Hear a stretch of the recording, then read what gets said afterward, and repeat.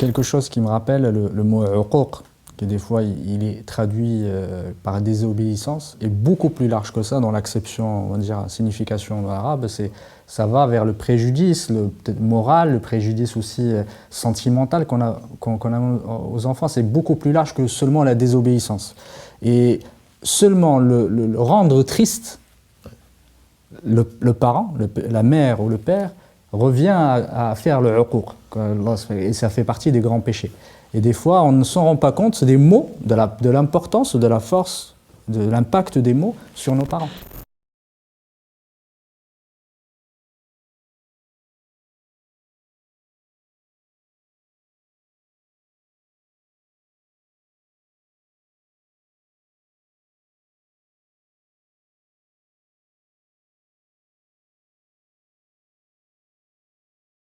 Bismillah, alhamdulillah, wa salatu wa salam ala rasulillah, amma ba'd. On commence, Inch'Allah, ce troisième épisode sur l'éducation des enfants. Alhamdulillah, on a appris les fondements, les principes dans les 2 premiers épisodes que je vous invite à aller voir et à les regarder. Et on a parlé dans le cours précédent de la responsabilité du parent, de l'éducateur, des devoirs qui lui incombaient. Et j'aimerais aujourd'hui partir dans l'autre sens et insister sur l'importance du respect et de la bienveillance vis-à-vis des parents, de la part des enfants. Et là, cet aspect n'incombe pas seulement aux enfants, mais il incombe aussi aux parents, aux éducateurs. Et un des premiers leviers, justement, pour favoriser ces aspects-là, c'est comment nous-mêmes, les parents, on s'adresse et on se comporte vis-à-vis de nos parents, justement, devant nos enfants. Parce que c'est le premier levier, à mon sens, pour commencer à construire un enfant équilibré, un enfant qui aime ses parents, qui les respecte, et pouvoir les écouter derrière, parce que c'est important. Si un enfant ne respecte pas ses parents, il ne les écoutera pas. Bismillah, alhamdulillah, wa salatu wa salam ala rasulillah. Effectivement, le premier levier de ce respect qui est dû aux parents, on le retrouve bien entendu dans le Coran, qui est donc la valeur sûre, la révélation, et celle qui a été faite donc, au prophète Muhammad sallallahu alayhi wa sallam. Allah dit entre autres versets dans la sourate 17 وَقَضَى رَبُّكَ أَلَّا تَعْبُدُوا إِلَّا إِيَّاهُ وَبِالْوَالِدَيْنِ إِحْسَانًا. Ton Seigneur a décrété que tu n'adorerais que de lui, l'excellence vis-à-vis de père et mère. Et le prophète qu'Allah le bénisse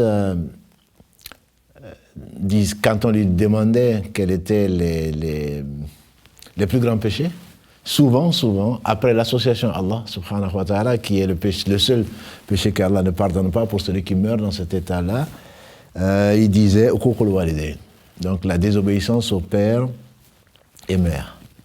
Et c'est tellement beau, et à y réfléchir surtout vers la fin de sa vie, c'est tellement beau parce que ma mère me disait, qu'Allah lui fasse miséricorde, Allah n'aime pas l'ingratitude. Allah n'aime pas l'ingratitude.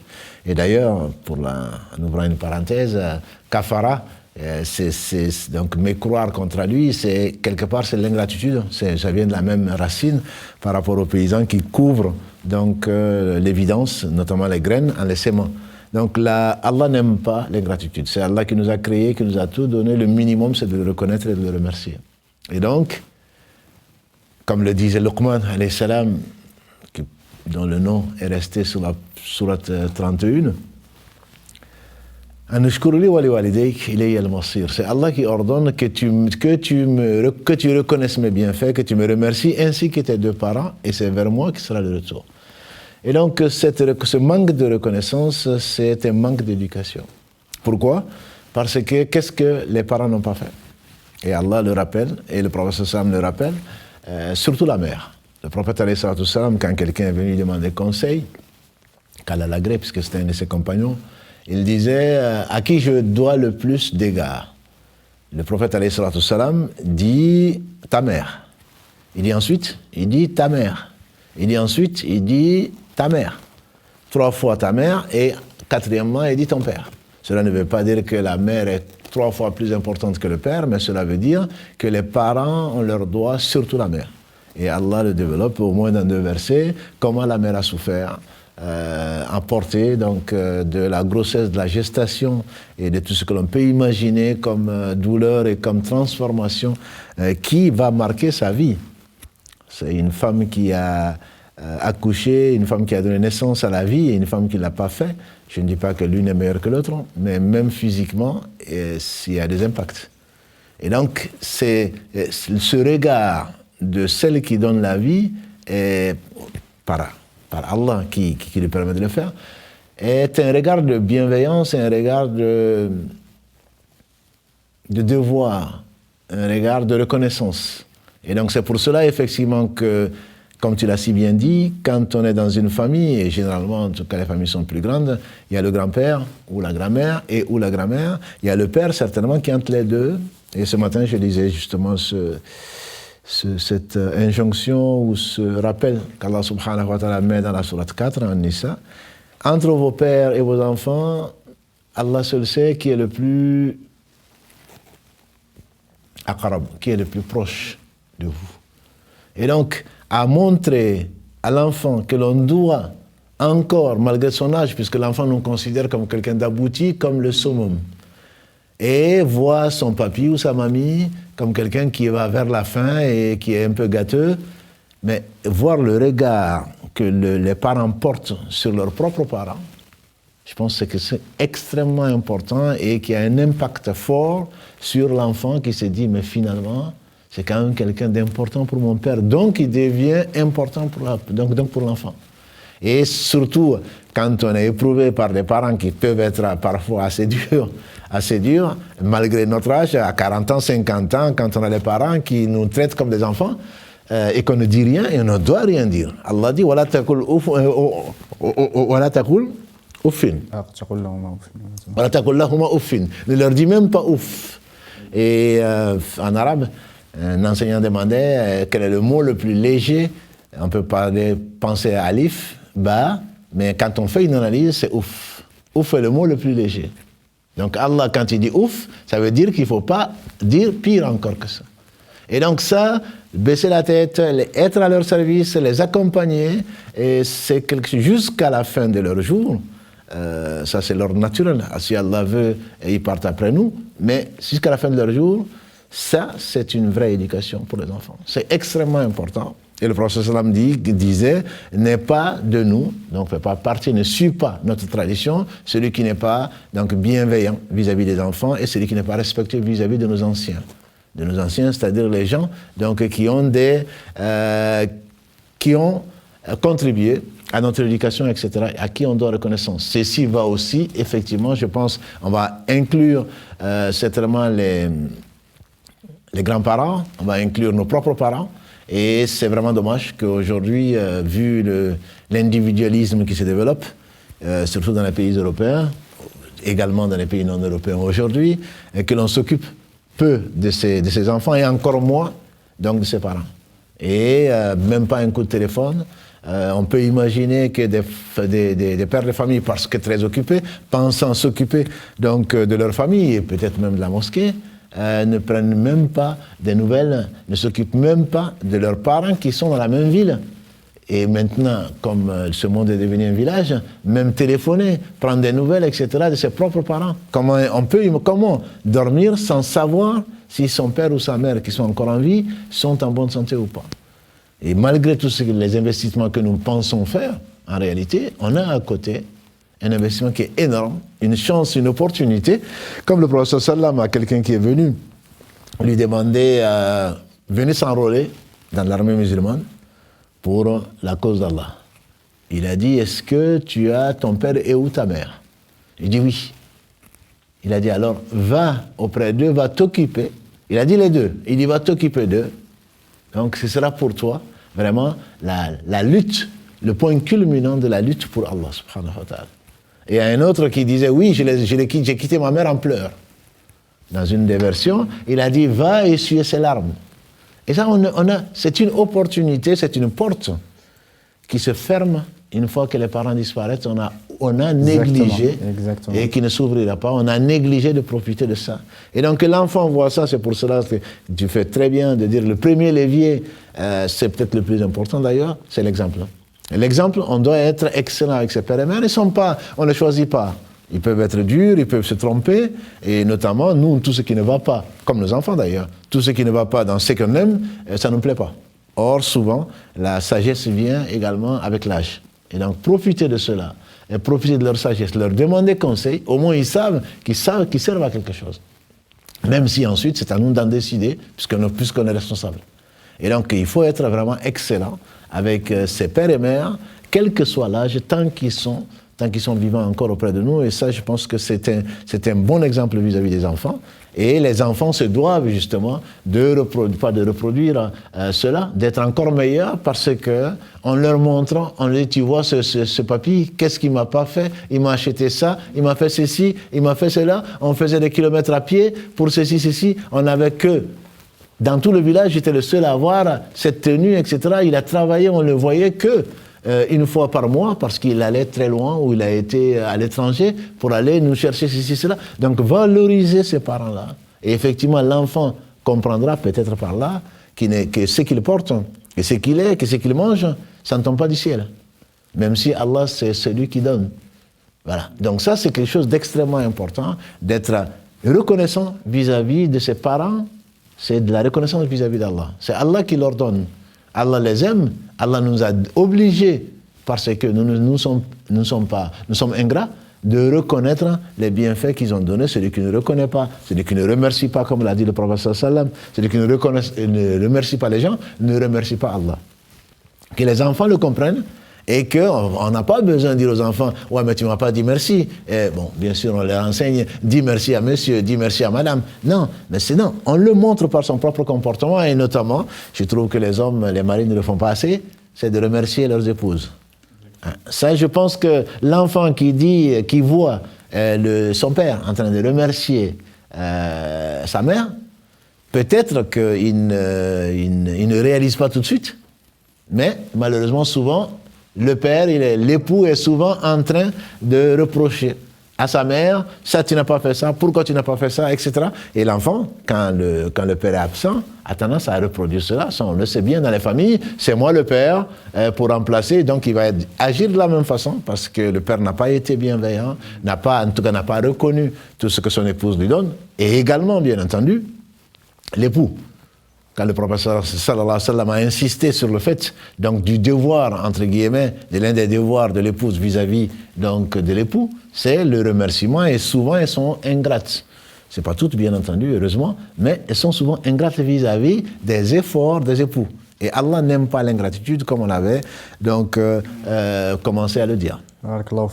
Et je profite pour justement vous exposer une question qui passera par vidéo d'un des élèves de l'Institut Prévey Alif. Salam alaikum. Cher imam, je voudrais vous poser une question. Est-ce que j'ai le droit de célébrer la fête des mères?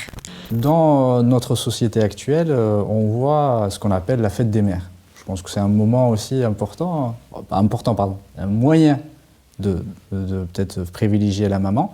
Est-ce que c'est permis en islam? Est-ce que je dois faire des cadeaux absolument ce jour-là? Est-ce que tu peux nous en parler? La fête des mères, pour nous, c'est tous les jours la fête des mères. Oui. C'est tous les jours la fête des mères. Ne penser à sa mère qu'un jour par an, pour moi, c'est scandaleux. C'est même honteux. Bon, il y en a qui ne pensent pas du tout. Il y en a qui attendent l'occasion de son anniversaire pour l'appeler ou je ne sais quoi d'autre. Et on pense avoir fait ce qu'on doit à sa mère. Un jour meilleur qu'aujourd'hui, le cousin du prophète sallam, un savant de cette communauté, Abdallah ibn Abbas, Karalagri, ainsi que son père, on dit qu'il était accoudé à la Kaaba, et quelqu'un qui a pris sa mère sur le dos. Et j'invite les enfants, et les plus grands d'ailleurs, à aller faire le pèlerinage. Et on voit surtout de la part de nos frères et de nos sœurs de l'Orient, notamment tous ceux qui viennent du côté de l'Afghanistan, du Bangladesh, etc. Plus d'une fois, on a vu des gens porter leur père et leur mère, alors qu'il y a des chaises roulantes, sur leur dos, en train de faire le tawaf autour de la Kaaba. C'est extraordinaire, c'est l'une des plus belles images qui me restent. Et je pensais que c'était avant. Mais même récemment, j'ai vu des cas comme ça.